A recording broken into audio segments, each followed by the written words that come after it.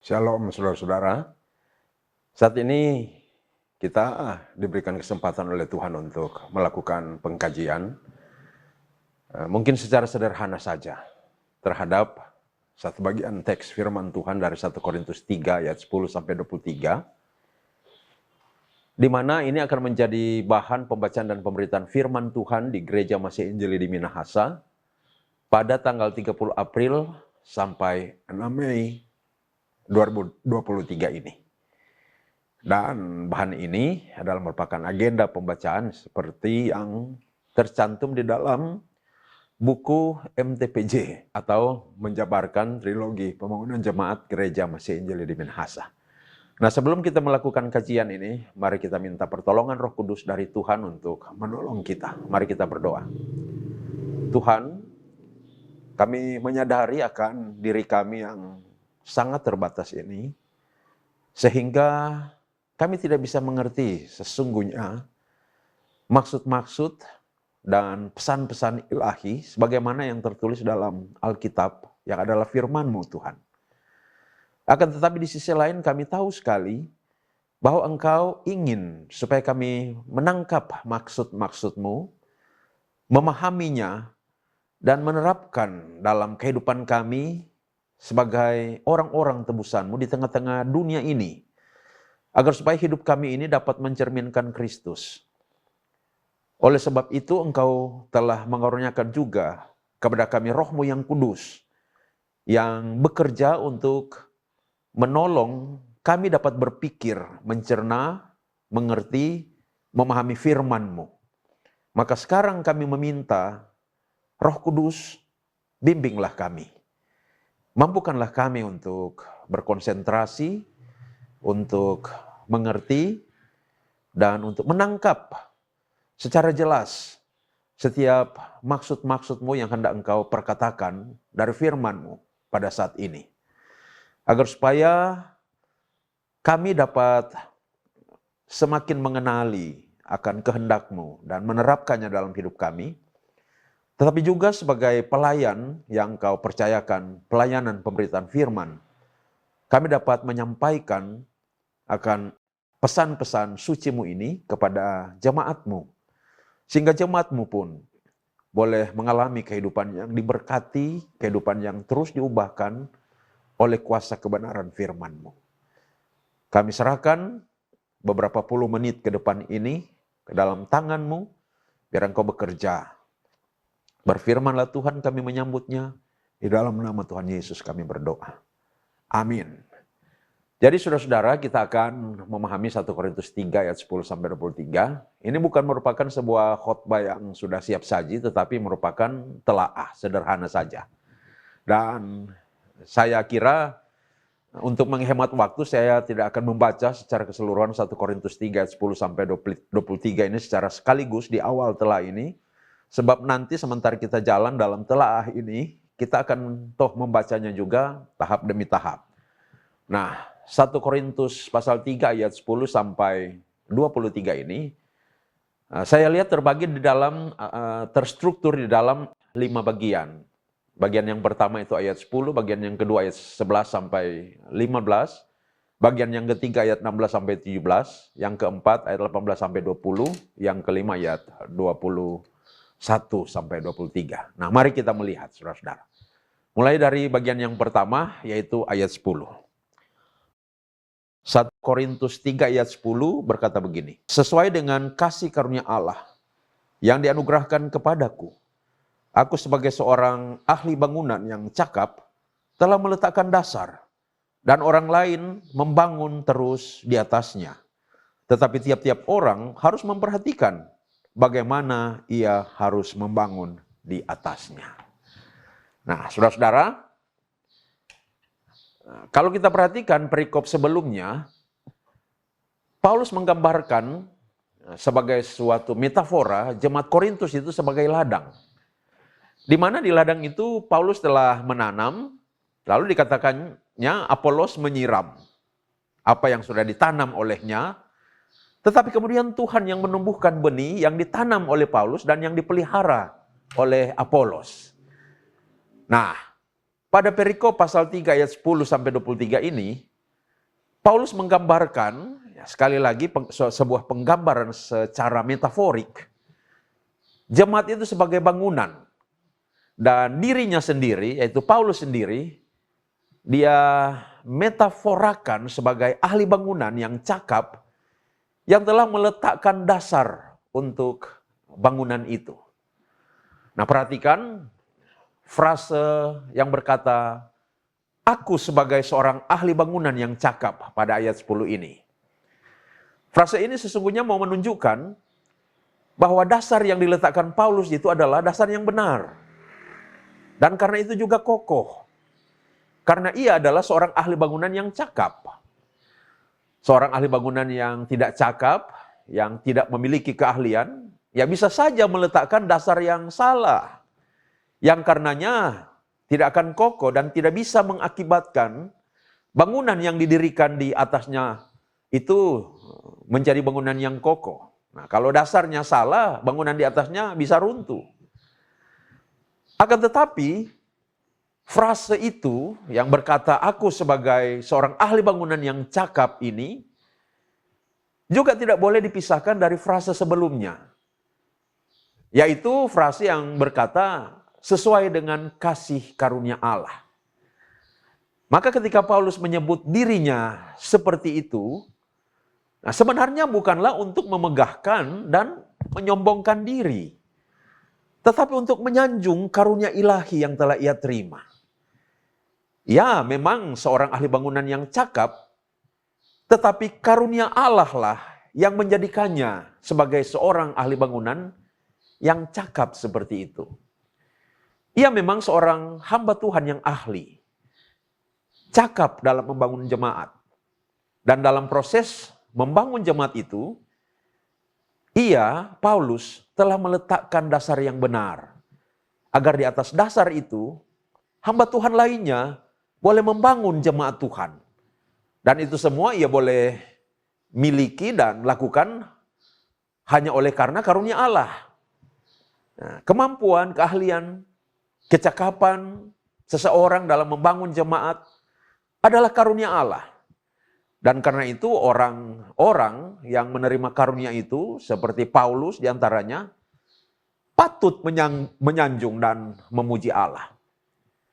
Nah dari sini saudara-saudara kita bisa mempelajari beberapa hal. Pertama, Tuhan Allah mengaruniakan keahlian atau kecakapan kepada hamba-hambanya untuk membangun jemaatnya. Baik pembangunan secara rohania maupun pembangunan secara fisik atau infrastruktur. Namun, karunia keahlian dan kecakapan itu tidak otomatis datang dengan sendirinya. Nah, perhatikan ini penting. Agustinus, bapak gereja yang telah meletakkan banyak dasar ajaran dalam kehidupan gereja, Agustinus itu mengatakan karunia itu ditanamkan dalam diri orang percaya. Tetapi Martin Luther mengatakan bukan ditanamkan, melainkan karunia itu dikaitkan. Ya, kata Luther kalau ditanamkan maka secara otomatis akan merubah seseorang sehingga dosa-dosa ditinggalkan dan kehidupan yang kudus terwujud. Tidak seperti itu kata Luther. Karunia itu dikaitkan sehingga makin seseorang mengaitkan dosa-dosanya pada karunia Allah, maka seseorang itu berjuang meninggalkan dosa dan bertumbuh dalam kekudusan. Nah, begitu pula dalam hal keahlian dan kecakapan. Allah mengaruniakan keahlian dan kecakapan pada seorang hambanya guna membangun jemaat Tuhan. Tetapi karunia itu bukan ditanamkan. Sehingga muncul secara otomatis seorang hamba Tuhan itu menjadi ahli dan cakap. Otomatis menjadi ahli dan cakap karena karunia itu ditanamkan. Tidak seperti itu kata Luther. Karunia keahlian dan kecakapan itu dikaitkan Allah pada kehidupan seorang pelayan Tuhan. Sehingga pelayan Tuhan itu selalu melihat pada karunia itu yang mengakibatkan pelayan Tuhan itu kemudian oleh karunia itu terdorong untuk berupaya bertumbuh menjadi ahli dan cakap melalui belajar, melalui mengembangkan kapasitas-kapasitas dan kemampuan-kemampuan melayani Tuhan yang ada padanya.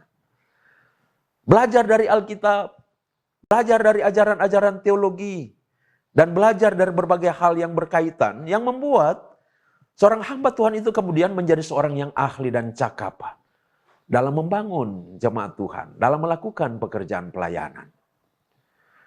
Kita tahu saudara bahwa Paulus itu menjadi hamba Tuhan yang ahli dan cakap karena dia belajar. Sebelum dia menjadi percaya, dia adalah seorang ahli Taurat yang gemilang. Murid yang paling cerdas dari rabi Yahudi yang paling terkenal yang bernama Gamaliel. Dan sesudah Paulus itu menjadi percaya, ia berangkat ke tanah Arab untuk menyendiri dan secara khusus mempelajari ajaran Yesus di sana. Nah, setelah itu baru dia menjadi hamba Tuhan yang ahli dan cakap. Nah, jadi setiap hamba Tuhan, para pendeta, penatua, diaken, dan semua orang yang berkecimpung dengan pelayanan gerejawi, kepada saudara, Tuhan mengaruniakan keahlian dan kecakapan untuk membangun jemaatnya. Karena itu pandanglah terus pada karunia itu dan belajarlah dengan keras dan tekun, agar karunia itu benar-benar bekerja dan terwujud di dalam diri kita, sehingga kita sebagai pelayan-pelayan Tuhan, memiliki kecakapan dan keahlian untuk membangun jemaat, baik dari segi spiritual maupun dari segi fisik. Itu pertama. Kedua, para pelayan Tuhan tidak boleh sombong dengan talenta atau karunia atau keahlian dan kecakapan yang dia miliki. Melainkan semakin mampu dan semakin ahli seorang hamba Tuhan untuk melakukan pekerjaan pelayanan, dan semakin berhasil, maka seharusnya semakin berterima kasih kepada Tuhan atas karunia-Nya yang istimewa itu. Nah, selanjutnya Paulus mengatakan, tetapi tiap-tiap orang harus memperhatikan bagaimana ia harus membangun di atasnya. Ini adalah sebuah peringatan yang penting. Bahwa karena dasar yang dibangun oleh Paulus itu sudah tepat, sudah benar, dan itu merupakan dasar yang kokoh, maka bangunan yang didirikan di atasnya juga harus benar dan kokoh. Jadi baik dasar maupun bangunan yang di atas dasar itu harus benar dan kokoh. Nah, sebab bisa saja dasar sudah benar dan kokoh, tetapi bangunan di atas dasar itu keliru dan rapuh. Bisa jadi demikian. Jadi, hamba-hamba Tuhan yang melayani di jemaat itu harus memperhatikan dengan sungguh-sungguh bahwa baik dasar maupun bangunannya harus benar. Kalau dasarnya tidak benar, otomatis bangunan di atasnya akan hancur. Kalau dasarnya sudah benar, bangunan di atasnya pun harus benar. Janganlah mengajarkan ajaran-ajaran yang tidak alkitabiah, yang keliru bahkan sesat. Tetapi setiap pelayan Tuhan harus memberikan pengajaran-pengajaran yang alkitabiah, ajaran-ajaran yang murni, agar jemaat dapat dibangun dengan baik menjadi jemaat yang kokoh imannya dan bertumbuh dalam karakter Kristus.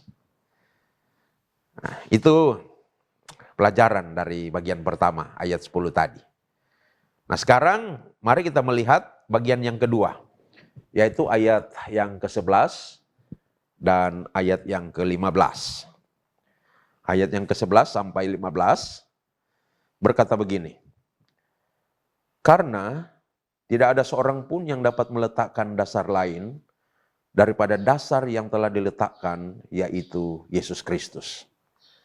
Entahkah orang membangun di atas dasar ini dengan emas, perak, batu permata, kayu, rumput kering, atau jerami. Sekali kelak pekerjaan masing-masing orang akan nampak, karena hari Tuhan akan menyatakannya. Sebab ia akan nampak dengan api, dan bagaimana pekerjaan masing-masing orang akan diuji oleh api itu. Jika pekerjaan yang dibangun seseorang tahan uji, ia akan mendapat upah. Jika pekerjaannya terbakar, ia akan menderita kerugian. Tetapi ia sendiri akan diselamatkan, tetapi seperti dari dalam api. Nah, ini ayat 11 sampai 15 bagian kedua dari struktur teks ini. Saudara-saudara, ayat 11 sampai ayat yang ke-15 ini mau menyampaikan dua hal. Yang pertama ini adalah tentang dasar apa yang telah diletakkan Paulus. Dan yang kedua tentang bagaimana orang membangun di atas dasar yang telah diletakkan oleh Paulus itu. Pertama, tentang dasar apakah yang telah diletakkan Paulus seperti yang dikatakannya pada ayat 10. Nah, di sini dia katakan dasar itu ialah Yesus Kristus. Ketika Paulus mengumpamakan jemaat sebagai sebuah bangunan yang sedang dikerjakan, maka dasar satu-satunya yang tepat untuk bangunan itu adalah Yesus Kristus. Tidak boleh ada dasar yang lain. Hanya Yesus Kristus yang menjadi dasar dari suatu bangunan yang adalah gambaran dari jemaat itu. Di atas dasar inilah bangunan itu didirikan. Di atas dasar Yesus Kristuslah para hamba Tuhan membangun iman jemaat, membangun pengharapan jemaat, dan membangun cara hidup jemaat.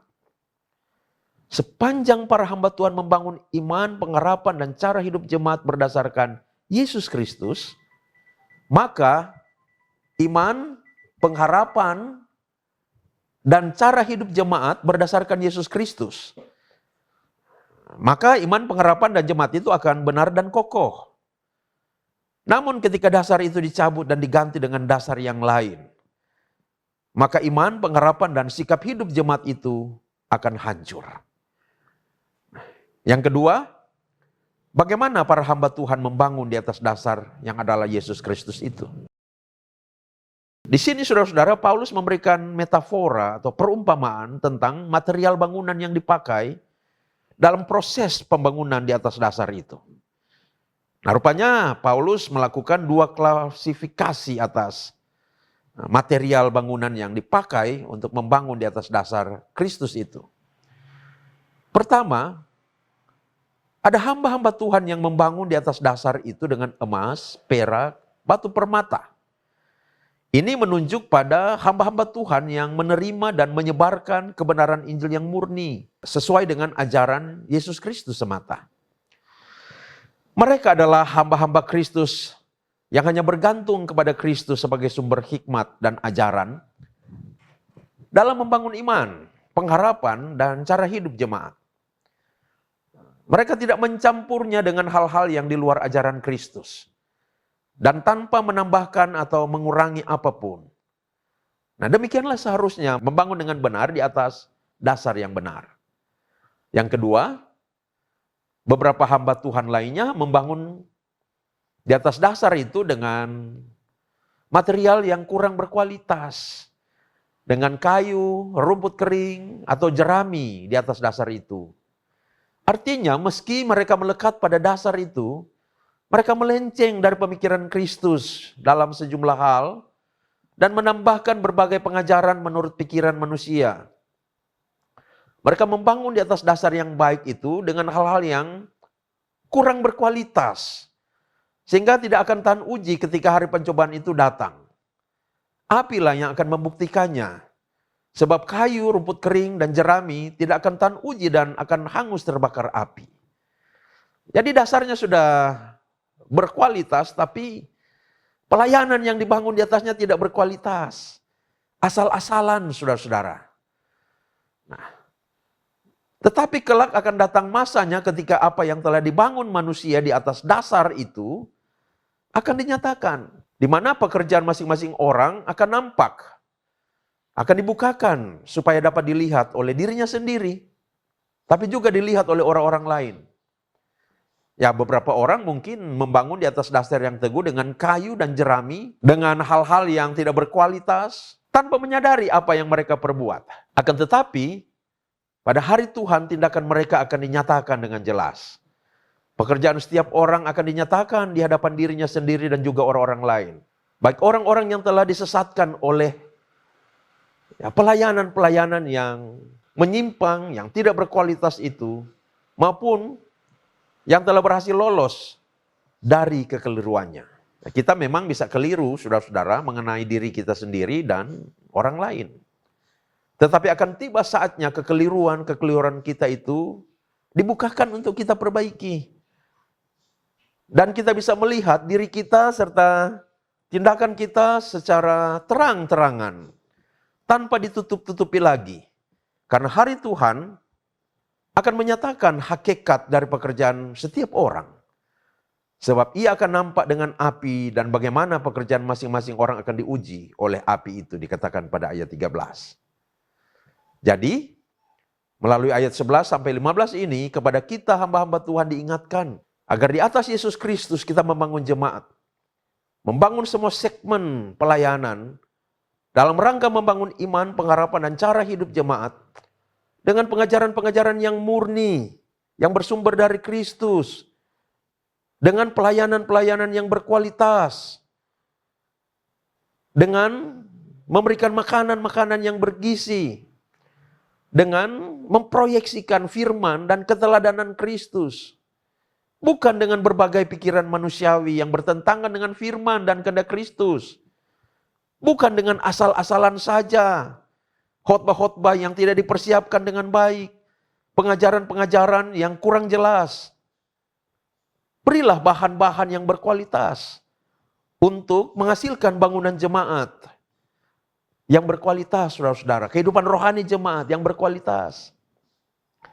Nah, sebaliknya, pelayanan yang asal-asalan, murahan, tidak berkualitas, yang bukan bersumber dari ajaran dan kehendak Kristus, hanya akan menghasilkan bangunan yang tidak berkualitas, yang rapuh dan mudah hancur. Menghasilkan jemaat yang hidupnya tidak berkualitas, yang rapuh dan mudah hancur, saudara-saudara. Itu bagian yang kedua. Sekarang kita masuk pada bagian yang ketiga, yaitu ayat 16 dan 17. Ayat 16 dan 17 berkata begini, tidak tahukah kamu bahwa kamu adalah bait Allah dan bahwa roh Allah diam di dalam kamu? Jika ada orang yang membinasakan bait Allah, maka Allah akan membinasakan dia.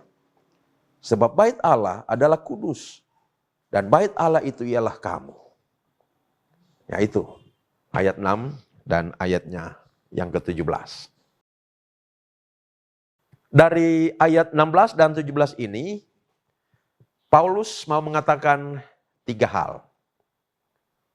Pertama, dari metafora dasar dan bangunan yang menunjuk pada Kristus sebagai dasar jemaat. Dan karena itu hamba-hamba Tuhan harus mendirikan bangunan, yaitu jemaat. Di atas dasar itu, yaitu Kristus dengan ajaran dan kehendaknya saja. Nah sekarang, pada bagian yang ketiga ini, yaitu ayat 16 dan 17 ini, Paulus semakin mengkonkretkan metafora bangunan itu dengan menyebut bangunan yang adalah jemaat itu sebagai bait Allah. Dan bahkan secara khusus Paulus hendak menunjuk pada realita hakiki dari jemaat sebagai bait Allah. Dan karena itu roh Allah diam di dalamnya. Ada 3 implikasi yang mau dimaksudkan oleh Paulus ketika menyebut jemaat sebagai bait Allah. Mari kita lihat. Yang pertama, jemaat disebut sebagai bait Allah sebenarnya bukanlah semata bermakna metaforik atau perumpamaan, tetapi bermakna hakiki. Karena pada hakikatnya bait Allah, tempat kediaman Allah itu bukanlah gedung, bukanlah bangunan, tetapi kita orang-orang percaya. Ya, orang-orang percaya yang telah mengalami penebusan Kristus, baik secara komunal, yaitu sebagai satu persekutuan, maupun secara individu-individu, secara pribadi-pribadi, saudara-saudara. Nah yang kedua, jemaat disebut sebagai bait Allah, menunjuk pada esensi dari bait Allah. Yaitu apa? Yaitu roh Allah diam di dalamnya. Jadi, dalam persekutuan orang percaya yang kita sebut sebagai jemaat, atau gereja, atau eklesia itu, ada roh Allah yang bekerja di dalamnya, saudara-saudara. Dan diam di sini bukan dalam arti pasif, tetapi aktif. Yaitu roh Allah itu berkarya, bekerja di dalam diri persekutuan orang percaya dan setiap individu orang percaya. Ada Roh Allah yang diam dan bekerja di dalam kita, saudara. Nah, karya seperti apa yang Roh Allah kerjakan di dalam jemaat? Yaitu membentuk karakter-karakter dan perilaku-perilaku hidup yang mencerminkan karakter dan perilaku Kristus. Nah, bagaimana itu karakter dan perilaku Kristus? Ya, konkretnya adalah seperti yang dikatakan dalam Galatia 5 ayat 22 sampai 23, yaitu buah-buah roh. Apa itu buah-buah roh? Tentu kita sudah hafalkan, ada 9 buah roh, yaitu kasih, sukacita, damai sejahtera, kesabaran, kemurahan, kebaikan, kesetiaan, kelemah lembutan, penguasaan diri. Ya, ada 9 buah roh yang mencerminkan karakter Kristus. Nah, mungkin masih ada juga hal-hal yang lain sebagai bagian dari buah roh, tetapi 9 buah roh ini sudah dapat dikatakan representasi atau mewakili dari semua karakter Kristus yang dinampakkan oleh Kristus itu. Yang ketiga, dengan mengatakan jemaat sebagai bait Allah, Paulus mau menunjukkan bahwa jemaat itu adalah milik Allah, kepunyaan Allah. Ya, jadi ketika kita menyadari kita adalah bait Allah, kita juga harus menyadari bahwa kita adalah kepunyaan Allah. Nah, itu saudara-saudara, hal pertama yang mau dikatakan Paulus dari bagian yang ketiga ini. Jadi ada 3 implikasi ketika kita dikatakan sebagai bait Allah. Nah, sekarang hal yang kedua yang Paulus hendak katakan dari ayat 16 sampai ayat 17 ini. Yaitu suatu peringatan bahwa jika ada orang yang akan membinasakan bait Allah, maka Allah akan membinasakan dia. Nah, motif-motif seperti apakah yang dapat dikategorikan sebagai tindakan-tindakan membinasakan bait Allah? Pertama, menciptakan perseteruan yang bisa berujung pada perpecahan. Ya, kalau sudah terjadi perpecahan, maka jemaat tidak bisa lagi eksis. Yang kedua, mengajar dan menjerumuskan jemaat pada pikiran dan perbuatan-perbuatan yang cemar. Yang ketiga, mengajar dan membawa jemaat pada pemahaman-pemahaman dan praktek-praktek yang sesat, yang menyimpang dan bertentangan dengan ajaran Kristus. Jadi, jika ada orang yang melakukan 3 hal ini, berarti ia sedang membinasakan bait Allah. Namun orang itulah yang akan dibinasakan atau dihukum oleh Allah. Nah, penghukuman itu bisa saja bermaksud supaya orang itu bertobat, tetapi juga bila tidak bertobat, maka penghukuman itu menunjuk pada penghukuman kekal nanti. Nah, hal ketiga yang hendak dikatakan Paulus dari ayat 16 sampai ayat 17 ini ialah implikasi dari jemaat sebagai bait Allah yang di dalamnya diam Roh Allah, yaitu Roh Kudus. Jadi oleh karena Roh Kudus diam di dalam kita sebagai persekutuan, kita sebagai pribadi yang percaya, maka kita harus hidup kudus.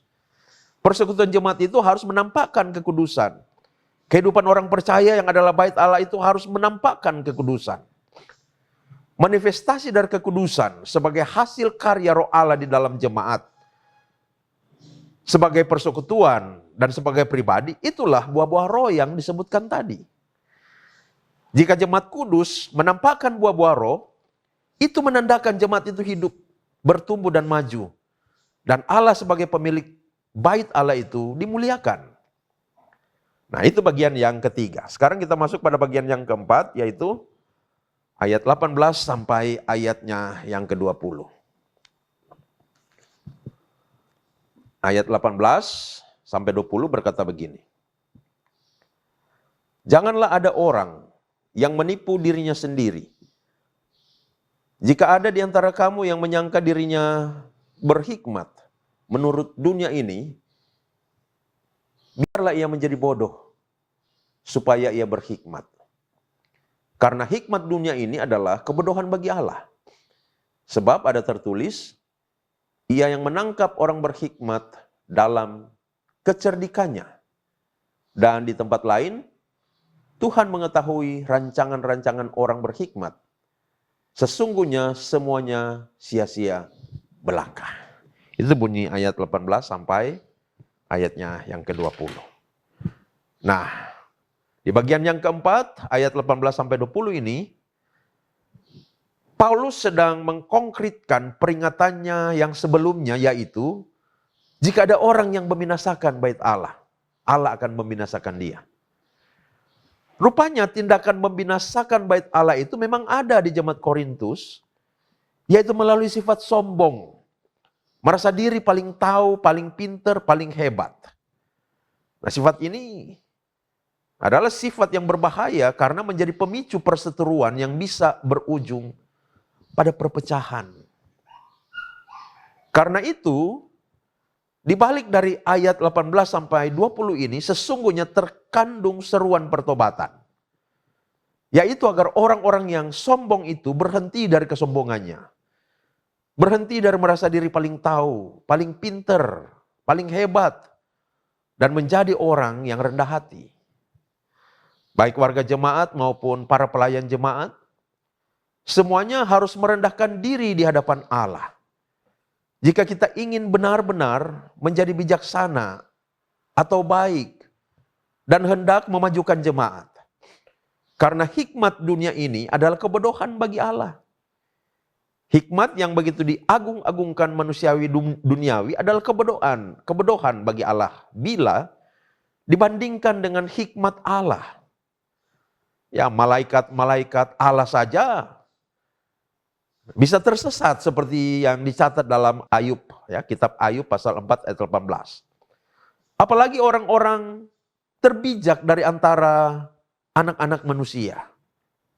Nah, kebijaksanaan Allah tak terhingga dikatakan oleh Mazmur 147 ayat 5.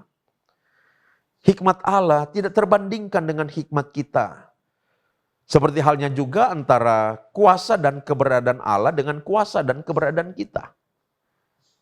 Jadi, betapa hikmat manusia itu adalah kebodohan bagi Allah ketika dibandingkan dengan hikmat Allah sendiri.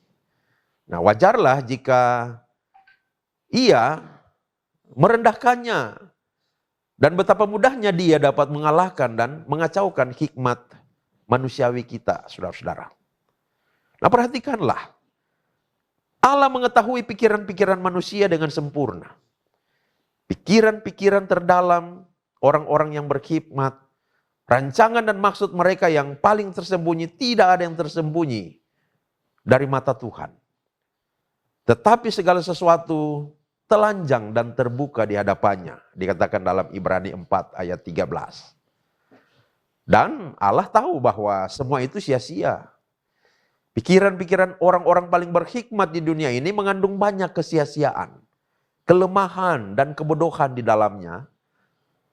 Dan di hadapan Allah, pikiran-pikiran mereka yang terbaik pun merupakan kesia-siaan jika dibandingkan dengan pemikiran-pemikiran Allah. Jadi, tidakkah ini mengajari kita untuk rendah hati? Ada seorang filsuf yang mengatakan bahwa sejarah adalah merupakan kuburan dari teori. Jadi suatu teori sudah dianggap sebagai hal yang benar dan hasil kegemilangan dari pikiran manusia yang berhikmat. Tapi kemudian muncul teori lain yang menggugurkan teori itu. Dan teori yang lain itu juga dianggap sebagai produk yang gemilang dari hikmat manusia. Tapi juga kemudian muncul teori baru yang menggugurkan teori itu. Begitu seterusnya, saudara-saudara, sehingga Descartes mengatakan bahwa sejarah adalah merupakan kuburan dari teori-teori. Nah, ini membuktikan bahwa segemilang apapun hikmat manusia, ya itu merupakan kebodohan. Apalagi jika diperhadapkan dengan hikmat ilahi. Segemilang apapun hikmat dan kepintaran manusia, masih banyak kelemahannya. Sehingga kemudian akan muncul juga teori-teori yang lain yang akan menggugurkan. Ya, jadi ini mengajari kita untuk rendah hati. Nah, tidak mengandalkan diri sendiri dan menghormati Allah, saudara-saudara. Tidakkah ini membuat kita bersyukur atas segala pewahyuan Allah dan membuat kita rela untuk diajari olehnya? Nah, tidakkah ini membuat kita untuk tidak disesatkan oleh hikmat dan keahlian manusia yang palsu, sehingga dapat membuat kita menyimpang dari ajaran-ajaran Kristus? Orang-orang yang ingin berhikmat haruslah belajar mengenai Allah dan tidak menandingkan hikmatnya sendiri dengan hikmat Allah, apalagi melawan hikmat Allah. Dan untuk itu harus terlebih dahulu menjadi rendah hati, saudara-saudara. Nah, sekarang kita masuk pada bagian yang terakhir, yaitu ayat 21 sampai ayat 23. Nah, ayat 21 sampai ayat 23 berkata begini. Karena itu janganlah ada orang yang memegahkan dirinya atas manusia, sebab segala sesuatu adalah milikmu. Baik Paulus, Apolos, maupun Kefas, baik dunia hidup maupun mati, baik waktu sekarang maupun waktu yang akan datang, semuanya kamu punya. Tetapi kamu adalah milik Kristus, dan Kristus adalah milik Allah. Itu ayat 21 sampai 23. Inti dari bagian kelima ayat 21 sampai ayat 23 ini ialah nasihat agar di dalam jemaat Korintus itu jangan ada orang yang memegahkan diri atas manusia.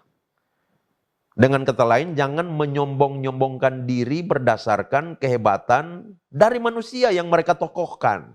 Ya, di jemaat Korintus rupa-rupanya ada kelompok yang menokohkan Paulus, ada kelompok yang menokohkan Apolos, dan ada kelompok yang menokohkan Kefas.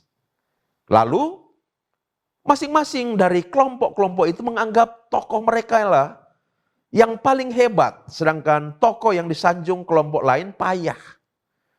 Nah, ini mengakibatkan pertama, tiga kelompok ini saling mempertentangkan tiga tokoh ini yang sebenarnya tiga tokoh ini sendiri tidak saling bertentangan, tidak ada pertentangan di antara mereka. Yang kedua, mereka membangga-banggakan tokoh mereka, tetapi sebenarnya mereka sedang membangga-banggakan dan bahkan menyombong-nyombongkan kelompok mereka sendiri sebagai yang paling hebat. Dan dengan demikian melecehkan kelompok yang lain. Yang ketiga, mereka sebenarnya sedang menebarkan benih perpecahan di dalam jemaat. Maka Paulus memberikan nasihat agar jangan ada yang memegahkan manusia, baik tokoh atau pelayan yang mereka tokohkan, maupun kelompok dari dan diri mereka sendiri, maupun kelompok mereka sendiri dan diri mereka sendiri, jangan ada yang menyombongkan. Mengapa? Yaitu karena meski masing-masing kelompok merasa memiliki tokoh yang hebat, tetapi semua tokoh, semua pelayan yang hebat yang mereka sanjung itu adalah milik Yesus. Dan bahkan mereka semua bersama, segala yang ada pada mereka adalah milik Kristus. Dan Kristus adalah milik Allah. Nah, ini sebenarnya merupakan sebuah logika dari Paulus, ya. Logika induktif dari khusus ke umum. Jadi Paulus adalah milik mereka, Petrus milik mereka, Kefas milik mereka. Segala berkat-berkat yang ada pada mereka adalah milik mereka. Tetapi mereka adalah milik Yesus. Dan Yesus adalah milik Allah. Maka kesimpulannya ialah bahwa mereka semua adalah milik Allah. Jadi saudara-saudara, berarti pertama sebagai milik Allah, mereka semua adalah satu. Dan karena itu tidak boleh ada pertentangan, apalagi permusuhan. Karena satu, apalagi perpecahan. Tidak boleh ada hal itu terjadi dalam persekutuan mereka sebagai bait Allah. Karena mereka milik Allah dan sebagai milik Allah mereka itu satu. Yang kedua, jangan ada kesombongan, karena kesombongan menjadi akar dari pertentangan, permusuhan dan perpecahan. Yang pada gilirannya akan mencemarkan dan membinasakan bait Allah yang berkonsekuensi pada penghukuman Allah. Sebaliknya mereka harus belajar menjadi rendah hati. Karena rendah hati adalah akar dari persatuan. Dan salah satu manifestasi dari kasih yang adalah buah dari roh yang sedang berkarya di dalam mereka. Nah, itu 5 bagian dari 1 Korintus 3 ayat 10 sampai 23 ini yang sudah kita telaah. Nah, sekarang mari kita melihat benang merah teks dari perikop ini, saudara-saudara. Terlebih khusus lagi benang merah teks yang berhubungan dengan tema yang diusulkan dalam MTPJ itu, di mana tema itu berbunyi umat Tuhan milik Kristus. Mari kita lihat. Nah, saudara-saudara, umat Tuhan, gereja, persekutuan orang percaya, jemaat adalah kepunyaan Kristus. Milik Kristus. Mengapa milik Kristus? Ya karena Kristus sudah menebus, sudah membayar lunas dengan darahnya yang tercurah di kayu salib itu. Maka jadi milik Kristus. Nah, Kristus sebagai pemilik umatnya tidaklah membeda-bedakan seluruh umatnya. Apalagi mempertentangkan satu dengan lainnya. Memang di antara umatnya, dia memberikan karunia yang berbeda-beda untuk membangun baitnya, membangun gerejanya. Ada karunia kepemimpinan, dan karunia kepemimpinan itu juga berbeda-beda. Ya, ada yang dikaruniakan untuk memimpin sebagai ketua, sebagai wakil ketua, sebagai sekretaris, sebagai bendahara, dan dalam struktur lainnya. Nah, ada juga karunia-karunia fungsional yang berbeda-beda. Ya, ada yang memiliki karunia bernyanyi, sehingga menjadi prokantor, kantoria. Ada yang punya karunia bermain musik. Ada yang punya karunia di bidang IT. Ada yang punya karunia di bidang keahlian bangunan. Ada yang punya karunia di bidang kesehatan, sehingga ada komisi kesehatan, dan lain-lain. Banyak sekali karunia-karunia fungsional. Dan ada juga karunia roh. Dan karunia roh ini adalah juga karunia yang berbeda-beda. Ada karunia visi, ada karunia menyembuhkan, ada karunia melakukan mujizat, ada karunia berbicara dalam bahasa roh, ada karunia bernubuat, dan lain-lain sebagainya. Namun semua karunia yang berbeda-beda itu diberikan Kristus dengan maksud supaya umatnya dengan karunia-karunia yang berbeda-beda itu dapat mengerjakan peran-peran masing-masing untuk membangun bait Allah. Yaitu apa? Yaitu jemaat. Yaitu persekutuan mereka sendiri. Persekutuan kita sebagai orang-orang percaya. Sebagai gereja yang dipanggil untuk bersekutu, bersaksi, dan melayani. Supaya orang-orang yang tidak percaya melalui kesaksian dan persekutuan kita menjadi percaya. Dan orang-orang yang sudah percaya seperti kita ini, makin hari makin bertumbuh, makin menjadi serupa dengan karakter Kristus. Sama seperti Paulus yang meletakkan dasar melalui pemberitaan Injil dan pengajaran-pengajaran menurut kebenaran dan kehendak Kristus. Lalu Apolos dan Petrus dan pelayan-pelayan lainnya lagi membangun jemaat Korintus di atas dasar yang telah diletakkan oleh Paulus. Jadi berbeda-beda tetapi bersinergi. Bekerja sama satu dengan yang lainnya untuk membangun jemaat. Tetapi rupanya di dalam persekutuan jemaat Korintus telah terjadi suatu kekeliruan. Antara lain muncul kelompok-kelompok berdasarkan tokoh pelayan yang telah terlebih dahulu melayani mereka dengan pelayanan Injil. Ya, paling tidak muncul 3 kelompok di dalam jemaat Korintus. Ada kelompok yang menokohkan Paulus, ada kelompok yang menokohkan Apolos, ada kelompok yang menokohkan Kefas atau Petrus. Lalu masing-masing kelompok merasa tokoh pelayan mereka yang paling hebat. Dan karena itu juga merasa kelompok mereka lah yang paling hebat. Sedangkan kelompok lain itu dilecehkan, dianggap payah, dianggap bodoh. Tentu merupakan hal tidak enak jika seseorang atau sekelompok orang dilecehkan. Maka ketika kelompok ini pun bukan saja saling melecehkan, tetapi juga saling berseteru. Akibatnya, jemaat terancam mengalami perpecahan. Nah, dalam konteks inilah, Paulus mengingatkan realitas hakiki mereka semua, yaitu mereka semua adalah milik Kristus.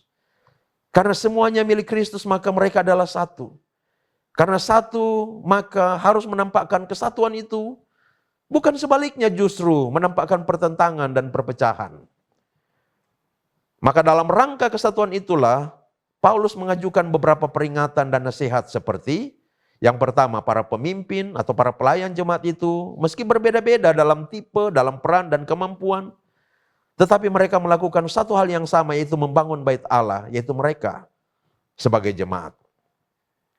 Jadi seperti Paulus yang diibaratkan sebagai peletak dasar yang adalah Kristus, demikian juga Apolos dan Kefas mendirikan atau membangun bait Allah itu, yaitu jemaat, berdasarkan dasar yang sudah diletakkan Paulus, yaitu karya dan kehendak Kristus. Jadi jemaat tidak boleh mempertentangkan tokoh-tokoh hamba-hamba Tuhan ini satu dengan lainnya. Yang kedua, orang-orang atau pelayan-pelayan lainnya dalam terus membangun jemaat harus tetap membangunnya di atas dasar yang telah diletakkan Paulus, yaitu Kristus.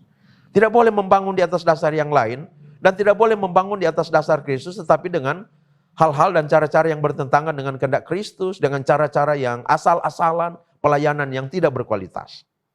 Yang ketiga, karena jemaat itu adalah bait Allah, mereka harus senantiasa menyadari bahwa ada roh Allah diam di dalam mereka. Baik mereka sebagai satu persekutuan maupun mereka sebagai pribadi masing-masing. Tentu karena roh Allah diam dan berkarya di dalam mereka, maka mereka harus mewujudkan kehidupan yang kudus, jauh dari kecemaran. Yang keempat, salah satu manifestasi dari kehidupan yang kudus karya roh Allah di dalam mereka ialah kerendahan hati. Jika mereka mau menampakkan kerendahan hati, maka segala perbedaan tidak akan mendatangkan permusuhan. Justru sebaliknya, mendatangkan kekayaan guna kemajuan bersama sebagai umat milik Kristus. Amin. Demikian telah kita atas 1 Korintus 3 ayat 10 sampai 23.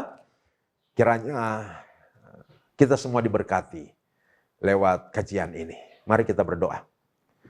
Tuhan, terima kasih untuk hikmat yang Kau anugerahkan kepada kami dalam memikirkan, memahami firman-Mu di dalam 1 Korintus 3 ayat 10 sampai 23 ini. Kiranya Engkau menolong kami agar supaya makin hari makin menampakkan kerendahan hati. Baik para kami sebagai pemimpin-pemimpin jemaat, para pelayan jemaat, maupun sebagai warga jemaat. Agar supaya dengan demikian, maka kesatuan, kebersamaan dapat terus terpupuk. Hanya dengan kerendahan hatilah, maka kami dapat mewujudkan kebersamaan dan persatuan itu yang akan menjadi satu kondisi yang sangat bagus untuk melaksanakan kesaksian dan menunjukkan cara hidup Kristus yang dikehendaki oleh Tuhan untuk kami nampakkan di tengah-tengah dunia ini.